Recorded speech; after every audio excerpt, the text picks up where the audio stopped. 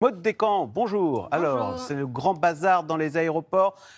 Que ce soit pour partir ou revenir, ça a été parfois compliqué pour certains passagers. Oui, je ne sais pas si vous en avez fait l'expérience. Est-ce que vous avez pris l'avion cet été pour partir en vacances? Non. Et non, Que le train. des bons Ah, élèves. la team on- écolo de ici, Télématin, voilà, exactement. bravo. On est bas carbone. Eh ben, c'est parfait, puis vous avez évité le pire surtout. Alors on nous avait prévenu, je ne sais pas si vous vous souvenez, mais dès le mois de juin, regardez, ce sont nos collègues de France TV Info qui nous prévenaient, attention, prendre l'avion sera compliqué cet été. Eh bien, ça s'est confirmé, ça a été une vraie galère dans les aéroports.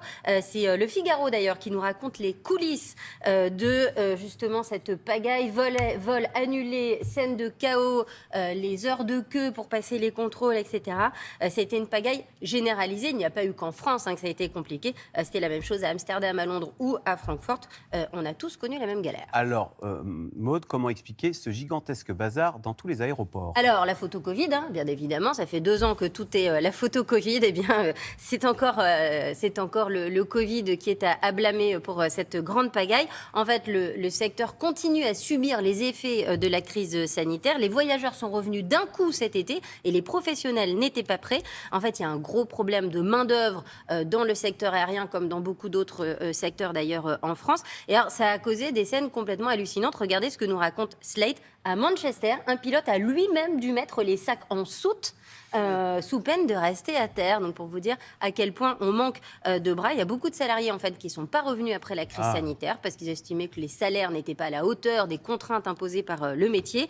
Et par exemple, regardez à Roissy, c'est la police aux frontières qui recrute. Ils étaient 200 avant le Covid, ils ne sont plus qu'une centaine, donc il y a des postes à prendre. Mais alors, Maud, vous expliquez qu'en fait, les passagers sont revenus brutalement et les aéroports ne s'attendaient pas à un tel retour du Ouais, trafic, c'est ça? Tout à fait. La reprise a été plus forte en fait qu'attendue.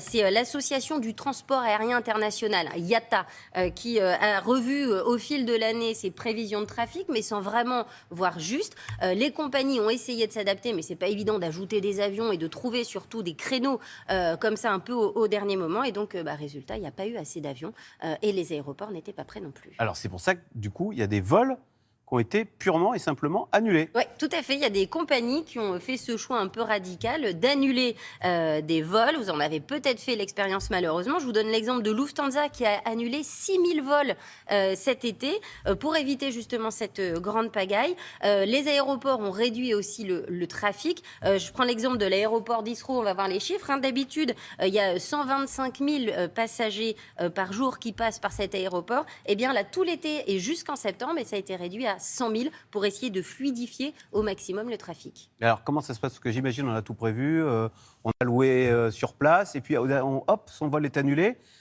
Donc les vacances tombent à l'eau et on se fait rembourser. Comment ça se passe? Évidemment, vous avez le droit de vous faire rembourser. C'est une obligation de la compagnie aérienne. Et surtout, si votre vol est annulé moins de 2 semaines avant le départ, parce que ça s'est vraiment beaucoup passé cet été. On a reçu un texto la veille ou 3 jours avant disant désolé, mais en fait, votre vol est annulé.